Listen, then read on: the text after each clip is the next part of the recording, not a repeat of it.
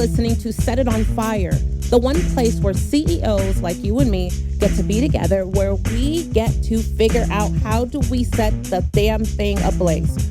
Your business, your life, your money, team, company culture, and all of the things that allow us to build bigger, better, stronger. I'm so stupidly excited that you're here because every week I'm going to pull one of my dope-ass friends from around the world or someone who I admire to teach us how did they do it. The reality is that if they were able to do it, you can do it too. And you're more capable right now with what you have than you think. So let the Shadow CEO step in and help you get to your next level. Oh, I'm so excited. Are you ready?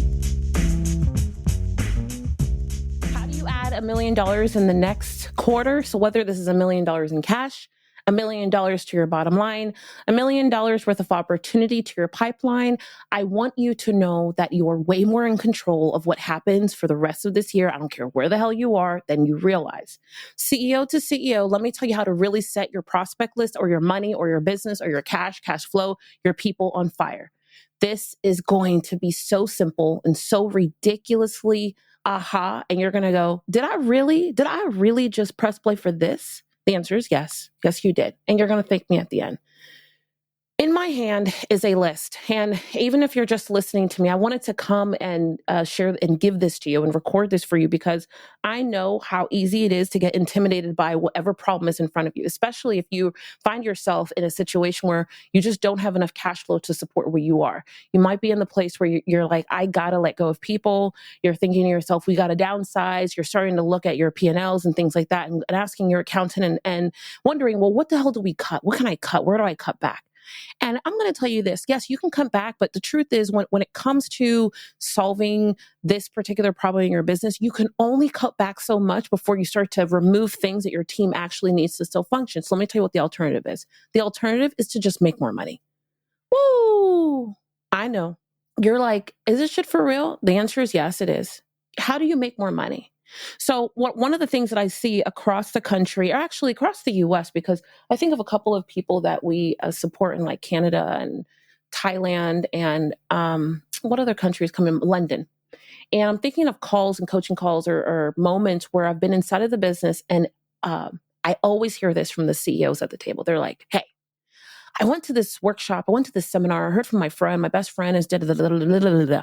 And everybody today, we're sharing so much information and there's so much information to be consumed that you hear all these ideas around what you should do to implement tomorrow to make more money in your business. Now, I'm not saying that none of those things work, but I want to discourage you from implementing anything new in your business because it is either a distraction from what will really save you.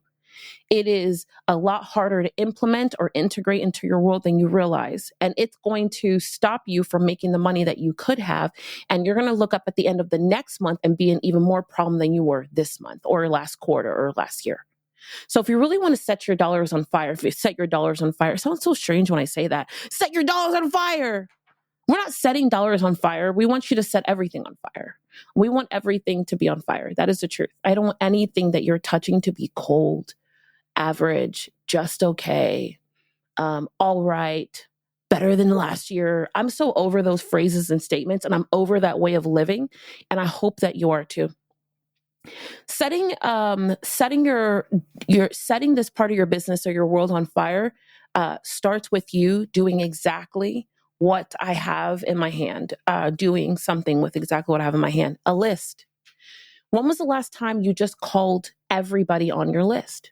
This sounds so simple and rudimentary, but let me tell you, it's you'll hear tactical or strategic ideas like, oh, your last customers are your best customers. Go to your old customers and ask for referrals. Then you'll hear, oh, why don't you implement a referral program and da da da da. And I'm not saying that those things don't work, but they all take a little bit of time and they all take a little bit of mind capacity and brain capacity that you probably don't have right now. But what you do have is time. And if you don't have time, you have money. But chances are, if you're out of money, you better make time. Where do you and what do you do with your time? You head to your CRM, go to your last customer list, look and say to yourself, and I know I'm talking fast, it's just I'm so excited about this because I know that it's easy to look at this conversation and to say to yourself, man, I don't think that I can do it. I've tried everything. Putting a strategy in front of a tactic will always weigh down a mind that's already like weighed down. Like I know for me, and the times that I've really needed to step to the plate, not even just in my business, but I remember when the pandemic hit and all of a sudden I had like 15 phone calls and, and I say it when it hit, but like the end of March of 2020, I remember being in this really awkward space because my phone was ringing across the hook. And I had all these businesses running, anywhere from, let's call it 700,000 to a couple $1 million who were calling me and going, Tiffany, what do I do? I don't know what to do. And the truth is that I've never prepared in my life for that type of a marathon. I've never prepared in my life to run a marathon, not only to fix the things happening in my own company and my own team, because I wanted to keep everybody employed. We had 4 large events scheduled around the world. We had 2, one in the US or 2 in the US and like 2 or 3 outside around the world, literally. I had already put out cash for them. I had already spent all the money. You ever been there where you just spent all the money and made all the investment and then someone pulls a rug from underneath you? That's where we were. So I had to build my own business or rebuild how we did business that year because we were very heavily, for one of our companies, very, very deep inside of events.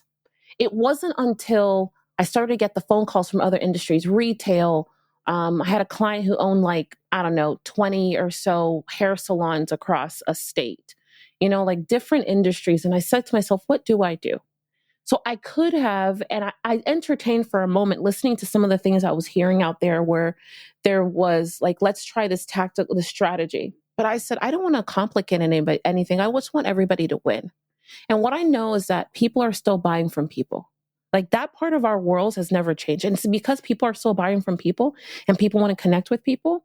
I could have at that time, just like today, I could totally just put someone else to go make phone calls and be disconnected and try to be strategic. But what if you and your company and your team made a campaign, and you downloaded every person who has ever bought from you, every person who has bought from you recently, and the people who have not bought from you, and you just called them? That's not crazy. It's not crazy at all. You know why it's not crazy? Because when, in many markets, but I'll talk about the US market, I can think of tons of industries, whether it's satellite, not internet, but the other one for TV, cable and makeup and vacuum cleaners and food and milk. Like there are so many industries that lived, breathed, and died by their ability to have someone go door to door and knock on doors and simply go talk to people in the community, see what they need, and get them to make a step and to buy something. Now, the second part is getting them to make a step and to buy something doesn't even apply to what I'm talking about now. Like, can you imagine that there are people right now who are connected to you or on the list or in the database that you're not paying attention to, and they for sure, they have issues, things happening. They need to talk to somebody. They need to solve the problem that you guys solved. They need a repeat of whatever you did before, but in their mind, they're not connecting the dot that you're the solution to their problem. You go to your CRM, your actual customer relationship management tool. And if you don't have one of those in place and you've been in business or you got a team, please comment wherever you're hearing this and play, Tiffany, help me. I need to find this. I need to get this together. The second thing, and I'm just going to tell you how to do it at no cost. So I'm not going to sell you something. On the other side of it is you should have a list. So these are the 2 lists every CEO should have and make sure that they have in their company, and it's their responsibility. Like it is my baby, those 2, because that's my intellectual property wrapped up in the audience that we can sell to, the people who can buy the product that we have, and how I save my company over and over again. The second list is people who have not bought from you ever, or they have indicated that they're interested, but they haven't said that they want to actually acquire anything. Let me tell you the key here, okay? So the key, the magical piece of this picture is that you don't have to have a campaign, you don't have to sell anything, and you don't have to be fancy. You can call and say this. Hey, this is Tiffany Largy, CEO of Do the Damn Thing. You've been on our list for the last couple of years. And as crazy as it sounds, I'm just calling today to find out how can we help you? What's going on and how's business? That's it. talking to people is probably the most overlooked way of moving things and getting things done. This week or this month, I should say, in my own company, there's two companies that I have in mind and a third that I have in my back pocket. And as I've thought about all the fancy things I could do over and over again, I am so convinced that this principle that I've adopted for myself and for my teams and even for my family, if just going back to the basics is really where the money is. Like that's the next $1 million win. So how do I say this? Like, because people are still buying from people and I'm going to go back to the basics, then really and truly, instead of trying to sell people, I just need to talk to them. I am never like, I don't know how big of a company you run, but I'll tell you, I can't imagine in this life that there's going to be a place, a space, or a time that I'm going to be too big, too proud, too important to talk to any and everybody. A lot of my peers in one of the industries that I am, because I'm a public figure, and at any given time, there are people who spend a lot of money to spend time with me or to learn, to learn from me. And I respect it and understand it.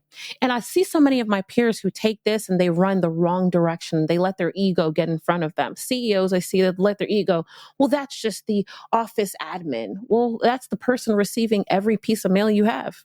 You better be glad that she's not shredding your jury summons and throwing it in the trash, like be grateful. And every time I see this lack of humbleness or lack of respect or understanding of community or family or team, I see a CEO who's like going to go out of business one way or the other. One of the reasons why I pick up the phone and call our list, and this year I'm a little late in doing it, but I've done it every year for 20 years, is because I can't be disconnected from the hand that is feeding me. It is very simple. We are nothing without the people who believe in our products and services and buy them. And even though I may not have the time to call all 10,000 people on that list, I can definitely sit down for a couple of days and get through at least a couple dozen at a minimum and probably put it on my schedule again to do it the very next month while I ask other team members to get involved. I believe every CEO should be calling their entire database at least once a year. The whole thing. But what if they don't pick up? Doesn't matter. Leave a voicemail. Well, what if they such and such, and then give everybody a Google Voice phone in addition to your phone line where they can just send a text. Hey, Jessica just called you. Manual. No systems, no automation. I don't think that most people realize this. And I'm going to wrap this up with this because I really wanted to make this clear that you're sitting on a gold mine, and do the math with me. So if our average product or service is $15,000, let's say I pull a list and it has 10,000 people on that list. Do the math with me. If the average audience is going to convert at about 20%, then 20% of that list of 10,000 people is having a problem that we solve right now. And let's say that half of that list is going, you know what, I really would like to solve this problem, in the next kind of couple of months. They're going to go and entertain other people, but their companies are not as great or not solving the problem as great as your company is. So you might as well let that person come and sit at your doorstep so that you can solve the problem for them versus them going somewhere else and the problem is being solved half-baked. The truth of the matter is that if you don't stay top of mind, your customer will have a back door to leave, or your prospect or the people on your list, and they're going to go buy from someone else and you're going to lose market share and you don't know why.